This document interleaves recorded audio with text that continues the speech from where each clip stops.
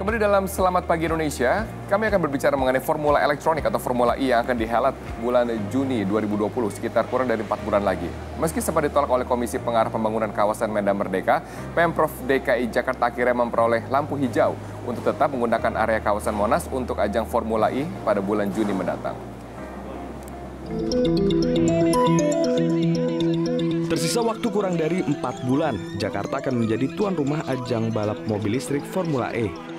Namun menjelang balapan digelar, lokasi penentuan sirkuit yang akan digunakan menuai sejumlah polemik. Sesuai ketentuan Federasi Otomotif Internasional atau FIA, balapan Formula E harus digelar di jalan raya. Pemprov DKI pun menetapkan kawasan Monas menjadi bagian dari jalur lintasan Formula E. Bahkan Ketua DPRD DKI Jakarta Prasetyo Edy membenarkan jika Pemprov DKI menganggarkan 114,47 miliar rupiah untuk merevitalisasi kawasan Monas termasuk penebangan 190 pohon yang diklaim Prasetyo Edy sebagai bagian dari persiapan penyelenggaraan Formula E. Namun nyatanya pada Rabu 5 Februari, Sekretariat Negara menolak jika kawasan Monas digunakan sebagai area lintasan untuk ajang Formula E Juni mendatang dengan alasan wilayah Monas masuk dalam cagar budaya. Pemprov DKI pun sempat mencari alternatif rute sirkuit menyusul dilarangnya kawasan Monas untuk dijadikan tempat trek balap mobil listrik Formula E. Namun akhirnya Komisi Pengarah Pembangunan Kawasan Medan Merdeka melalui Sekretariat Negara mengizinkan kawasan Monas dijadikan lintasan balap Formula E dengan sejumlah catatan, salah satunya menjaga keaslian dan kelestarian vegetasi pohon di kawasan Monas dan menjaga keamanan serta ketertiban di sekitar kawasan Medan Merdeka. Tim Liputan, Metro TV. Ya, waktu yang tersisa hanya kurang dari 4 bulan untuk Jakarta menjadi tuan rumah balap mobil listrik Formula E. Namun menjelang perhelatan ini, lokasi sirkuit masih menuai polemik. Dan untuk membahas hal ini, sudah hadir dua narasumber yang bersama saya di studio. Yang pertama adalah Mas Arief Kurniawan, atau akrab disapa Bang Arief Kumis. Bang Arief, pengamat otomotif. Bang Arief, selamat pagi. Pagi. Terima kasih telah hadir bersama dengan saya. Sama-sama. Kemudian Mas Rubus Rahadiansyah, pengamat kebijakan publik, yang juga hadir bersama dengan saya. Mas Rubus, selamat pagi. Selamat. Terima kasih telah hadir bersama dengan saya. Kalau kita lihat perjalanan hingga kemudian sampai bulan Juni, ini seperti balapan, Mas Arief. Kiri kanan, kiri kanan, kiri kanan, kiri kanan. Per hari ini memang sudah disetujui untuk digunakan lokasi Monas, tetapi dengan beberapa syarat, terutama memperhatikan kelestarian, memperhatikan juga vegetasi tanaman dan juga kalau tidak salah bangku penonton nantinya. Penting tidak sih kita menggunakan Monas untuk Formula E? Iya, di setiap negara yang menggelar Formula E itu kan dia pakai nama kota ya. Misalnya kayak di Paris IPRI, Roma IPRI, gitu kan. London IPRI, gitu juga nanti Jakarta IPRI. Karena membawa nama kota biasanya memang yang dijual itu ikonnya. Ikon dari kota itu, apalah terserah, kan banyak banget di kalau di Jakarta ya salah satu ikon yang paling terkenal kan ya Monas gitu. Itulah kenapa. Kalau di Paris itu kan tidak menggunakan, kalau tidak salah, Champs-Élysées kalau tidak salah. Tapi dia menggunakan kalau tidak salah kompleks bangunan bersejarah yang dibangun pada masa Raja Louis Les Invalides kalau tidak salah. Ya itu yang saya bilang, ada banyak ikon kan yang nggak mesti di ikon utamanya, misalnya Menara Eiffel, Champs-Élysées nggak mesti di situ. Nah, ini kebetulan Jakarta kan baru pertama kali nih, ya kan, waktu Pak Gup tahun lalu September mengumumkan bersama CEO-nya FIO Alberto Longo di Monas. Pak Gup kan bilang nanti lokasi sirkuitnya ada di sini. Jadi memang sangat wajar kalau untuk kali pertama yang dijual itu yang paling ikonik dulu bagi Jakarta, which is ya Monas gitu. Berarti pertimbangannya logis gitu kan? Logis untuk memilih Monas. Tapi kalau dari pertimbangan peraturan, logis tidak nih untuk kemudian Monas digunakan karena cagar budaya dan juga ada komisi pengarah digunakan sebagai Formula E? Iya, menurut saya logis saja karena memang meskipun itu cagar budaya, tetapi kan ada catatan-catatan dalam arti bahwa sepanjang cagar budaya itu tidak dirubah fungsinya, tidak dirusak, tidak desainnya juga tidak dirubah, saya kira wajar-wajar saja, boleh saja. Memang ini kan persoalannya, perdebatannya kemudian adalah ketika bagaimana cagar budaya itu bisa utuh kan gitu, tidak tidak cagar budaya utuh sedangkan dipakai untuk sirkuit balapan. Sangat mungkin, sepanjang kan kita desainnya bisa diatur sedemikian rupa. Artinya karena ini kan untuk mengangkat Monas itu sendiri. Ini kan ada 3 pertimbangan. Satu adalah pertimbangan lingkungan, yang kedua adalah pertimbangan ekonomi, dan ketiga adalah pertimbangan internasional. Nah, itu yang menyebabkan kebijakan itu keluar. Kan gitu. Nah, pertimbangan itu yang kemudian membawa bahwa Monas adalah salah satu-satunya tempat yang memenuhi syarat. Karena standarnya ada standar FIA, ada standar FEO kan. Kemudian sebagai kalau ini. GBK nggak? Apa? GBK nggak bisa? GBK sebenarnya bisa, tetapi kan kembali ke ikonnya. Karena ini untuk pertama kalinya di Indonesia. Dan animo masyarakat untuk mengetahui kan selama ini hanya dilihat di TV-TV. Nggak pernah lihat langsung gimana kalau Jakarta menyelenggarakan. Ini kan satu kebanggaan tersendiri. Nah hanya persoalannya kan tadi perdebatan di publik, polemiknya itu satu masalah apa urgensinya. Betul. Kan karena anggarannya itu terlalu besar kan gitu. Memang anggaran itu besar kan sekitar 1,3 triliun lah dan itu sudah disetujui. Nah tetapi anggaran yang besar ini kan ini berlaku selama 5 tahun. Sebanding tidak kalau kita tanya Mas Arief, sebanding tidak dengan anggaran besar ini dengan formula elektronik ini? Ya tadi Pak terus bilang memang anggaran untuk 5 tahun ya. Saya nggak terlalu mengutak-utik anggaran, tapi saya kan lama jadi wartawan olahraga ya. Benar. Itu biasanya kalau event internasional digelar itu kan ditonton oleh paling nggak 50 negara. Nah, Formula E kan juga udah masuk kategori itu. Ya kan 50 negara di semua benua ya. Ya Formula E itu durasinya 45 menit, katakanlah 1 jam lah total gitu ya. Ya kalau kita beriklan dengan di TV manapun, nama Indonesia disebut, nama Jakarta disebut, ya lihat aja news value-nya bagi Indonesia, bagi Jakarta di situ.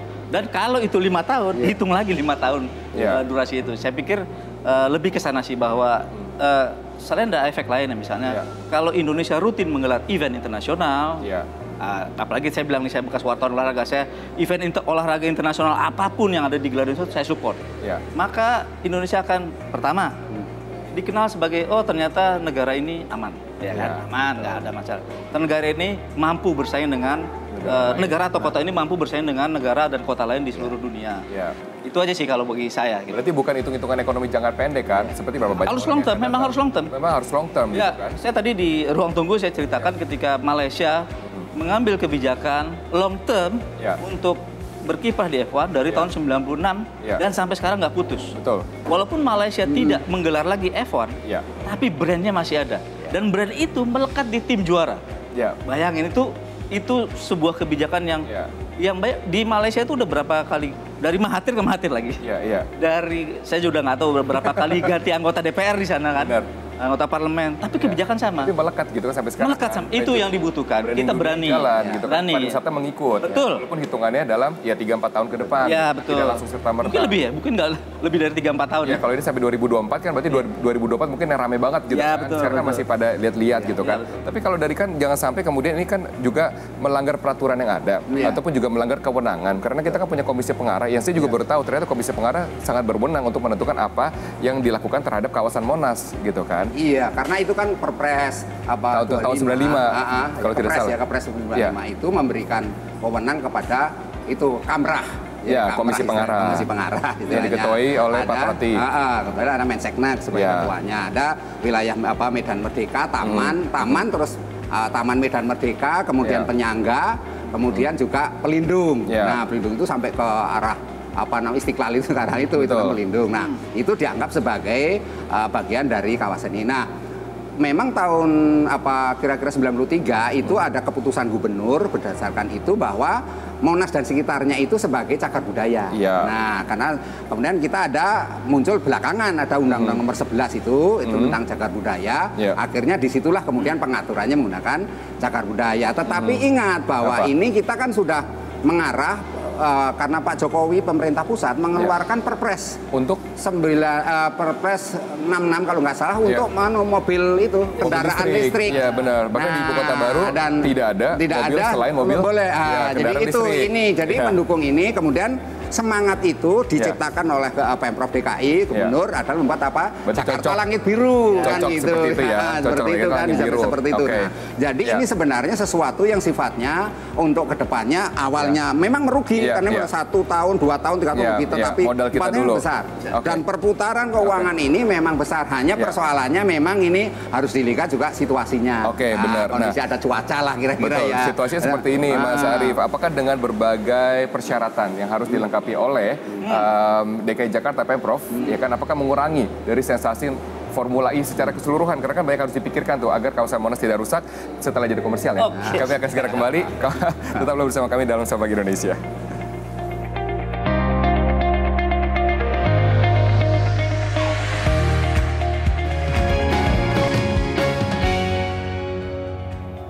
Mas Arief, ini saya bacakan ya catatan dari Komisi Pengarah. Yang pertama adalah merencanakan konstruksi lintasan tribun penonton dan fasilitas lain harus sesuai dengan undang-undang. Berarti tribun penonton harus kemudian diletakkan di tempat yang ya nanti dicari yang benar gitu kan. Kemudian menjaga keasrian, kelestarian vegetasi, pepohonan, dan juga lingkungan di kawasan Medan Merdeka. Terus kemudian menjaga keamanan dan ketertiban di sekitar kawasan Medan Merdeka. Kemudian yang terakhir melibatkan instansi terkait untuk menghindari perubahan fungsi, kerusakan lingkungan, dan kerusakan cagar budaya. Nah, ini kan berbeda mungkin ya dengan di negara lain ya. Nanti sensasi kita untuk menyajikan Formula E akan terganggu tidak dengan persyaratan ini? Kalau gini, bukan hanya Formula E ya. Saya tidak menyoroti detail per detail tentang itu ya, tentang persyaratan itu. Tapi di sebuah event internasional, terutama balap, ya, apakah F1, Formula E yang dia ada menggelar balapan di jalan raya atau di tempat umum, itu persyaratan paling utama adalah adanya open space. Tempat terbuka untuk apa? Bukan cuma untuk tribun, tapi untuk pedok, untuk perlengkapan TV, untuk grandstand segala macam. Dan ketika saya bertanya ke orang Formula E waktu preskon di Monas, saya nggak nanya soal ikon di situ. Kenapa pilih Monas? Ini tempatnya huge. Gede banget. Oke, open space-nya besar. Open space-nya gede banget, karena ini cocok buat balapan internasional. Jadi kalau saya mau di Monas kayak, mau di GBK kayak, mau di Kemayoran kayak, yang misal Jakarta.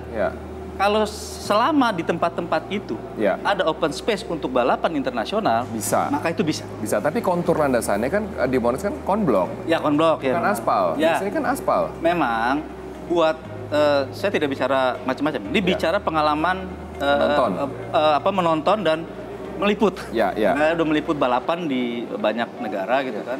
Termasuk yang terakhir nih di Baku, Azerbaijan. Itu sama konblok juga. Tapi Tilke, arsitek yang nanti membangun sirkuit di Jakarta, itu udah punya pengalaman. Nutup, buka betul kayak di Paris. Udah punya teknologinya, karena ada geotekstil di situ, lalu dilapisi pasir, baru kasih aspal. Ini teknologinya ya. Saya tidak membicarakan soal konblok karena itu nanti takut mungkin Pak Trubus lebih itulah. Trubus ini kan menjadi salah satu pertimbangan nih. Kalau konbloknya ditutup ya, nanti kan Jakarta sekarang lagi banjir-banjirnya nih Pak kan.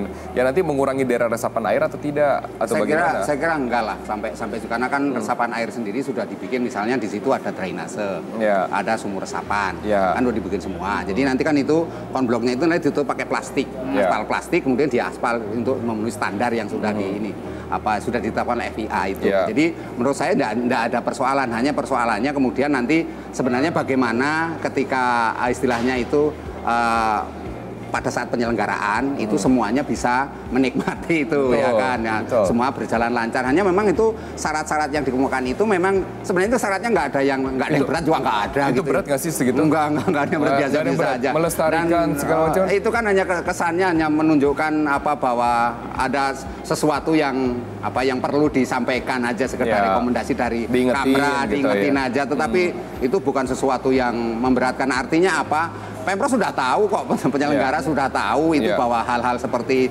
keasrian, kemudian lingkungan ini dan itu memang cagar budaya sudah memahami. Saya kira hanya ini persoalannya kan kemudian nanti harus didiskusikan dengan kementerian dan lembaga terkait kan. Misalnya Kementerian Pariwisata, Kementerian Olahraga, dan kementerian yang terkait itu duduk bersama mendiskusikan ini. Saya kira ini harus butuh proaktif dari ini aja. Dari mana?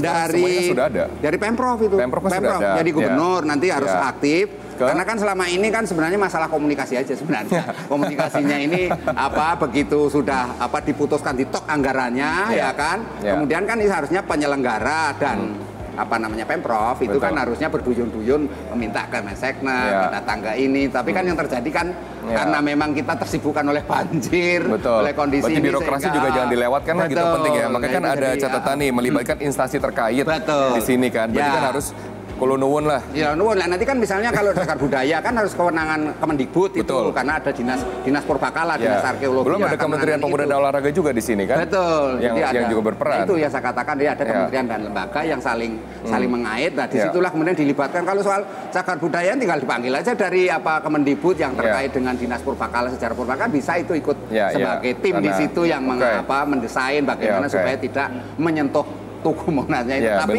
mengangkat Monasnya ini suatu, menurut saya itu sudah benar nih, penting ya. Mas Arief mengatakan bahwa ini internasional, karena ini satu-satunya cara ya, karena selama ini banyak kita warisan budaya itu kemudian tidak dikenal, Mas. Jadi hanya karena kita bangun tetapi kemudian dibiarkan ya. Yang ada selama ini kan Candi Borobudur, Candi Prambanan, itu aja itu kan, juga Bali bisa, gitu ya kan. Nah, ini kan Monas kan belum pernah. Berarti kan ini kan sebagai model utama kan gitu ya, Mas Arief. Ini kan sebagai model utama yang kita 4 tahun ke depan ya kan bisa lagi jalan-jalan mungkin ya, atau nanti kita bisa ke tempat lain. Tapi juga banyak juga suara-suara nih. Bagaimana cara menjawab ini, Bang Arief? Suara, Medan Merdeka udah macet.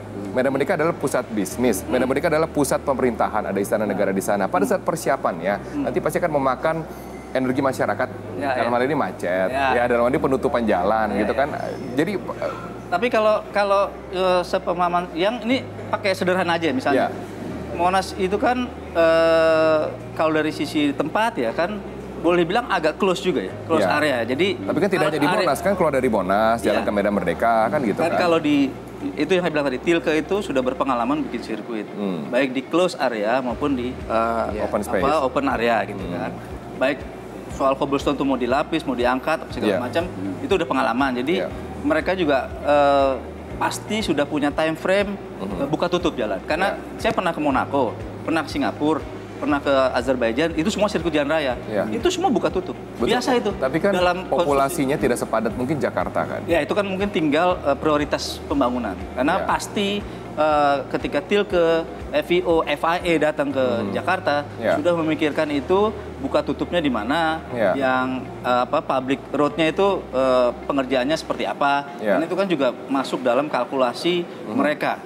Dan ingat, formula itu dari 11 negara, hanya 1 negara, Meksiko, yang digelar di sirkuit permanen. Sementara 10 negara lain termasuk Jakarta nanti, itu semuanya non permanen. Jadi mereka ini udah pengalaman nih, bikin sirkuit bongkar, sirkuit bongkar tanpa mengganggu sekitarnya. Gitu. Berarti Bang Arief di sini setuju ya, kalau seandainya kerja keras kita tidak lebih besar dibanding manfaatnya nanti yang akan datang untuk Indonesia. Maksudnya kerja keras kita nih untuk menyelenggarakan Formula One tidak lebih besar atau manfaatnya pasti lebih besar dong dibanding kalau long term. Kalau short term tentu nggak ada yang bisa kita ngambil hasil short term. Zaman now harus long term semua sampai 2024. Oke, kalau gitu. Sayang sekali Pak Trubus, waktu sudah habis, Mas Arief waktu sudah habis. Terima kasih tapi untuk insight-nya segala macam. Dan ini kan penting sekali ya untuk menjadi masukan agar Formula ini dapat berjalan dengan baik dan dengan lancar, juga didukung oleh semua pihak. Nanti kita akan nantikan bulan Juni, nanti kita nonton bareng-bareng di Monas. Terima kasih Pak Trubus Rahadiansyah dan juga terima kasih Mas Arief Kurniawan. Terima kasih telah hadir bersama dengan